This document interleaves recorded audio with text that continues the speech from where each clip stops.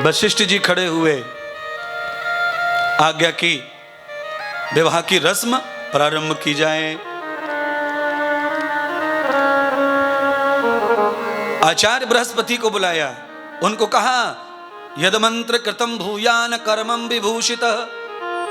संत ऋषि मुनि वशिष्ठ सब जानते हैं विधि कर्मकांड, पर नहीं, अगर ब्राह्मण आया है तो ब्राह्मण को ही अवसर देना चाहिए। बृहस्पति ब्राह्मण देवताओं के गुरुदेव आए और विवाह के पाणी ग्रहण के विधि को संपन्न कराने लगे। तो कहां से प्रारंभ किया? राजा जनक और उनकी पत्नी को बुलाकर कहा पवित्र हो जाओ, पहले स्नान करो गंगा, और कोई भूल चूक से कोई पाप हो गया है उस पाप को खत्म करो। राजा ने कहा महाराज कैसे खत्म होगा? तो कामधेनु सरस्वती, गायों के नाम चुनो, गायों को नाम से पुकारो और गौदान करो। कन्यादान करने से पहले गौदान, गंगा स्नान, ये दोनों कर्म होने चाहिए।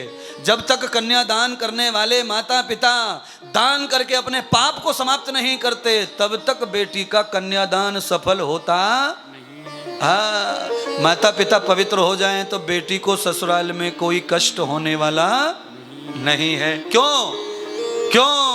हम कभी माँ बाप का ऋण चुका सकते नहीं, उनके तो एहसान इतने हम गिना सकते नहीं। वो कहाँ भक्ति में शक्ति, वो कहाँ फल जाप का, हो तो हो इनकी कृपा से खात्मा सब पाप का, खात्मा सब पाप का। इसलिए भगवान राम ने माता पिता की आज्ञा के बगैर विवाह को स्वीकृति नहीं दी थी।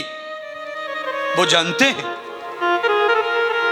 इस बिहर जंगल में, संसार में माता पिता से बड़ा क्या भगवान ढूंढने जाएंगे।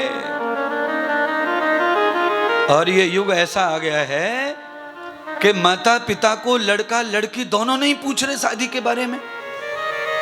पंडित जी को तो पूछ लेते गुप्पा चुप्पा, पंडित जी हमारा लव मैरिज सक्सेस होगा कि नहीं होगा?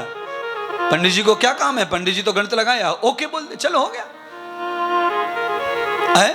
मैं तो ये कहता हूं इस देश के पंडितों से कि जो भी लव मैरिज वाले तुम्हारे पास में आवे डायरेक्ट कह दो 7.5 ही लगी है शनि की, 15-20 साल नहीं होने वाला तुम्हारा, और तुमने अगर कर लिया तो चलने वाला नहीं है। मलमूत्र धोबे माता पिता, पहाड़ों पे चढ़ चढ़ के छोटे छोटे खेतों में धान काटे, सांप बिच्छुओं से कटे माता पिता, और शादी का आनंद लेने का आनंद का टाइम आया तो तू अकेला ही करके आ जा।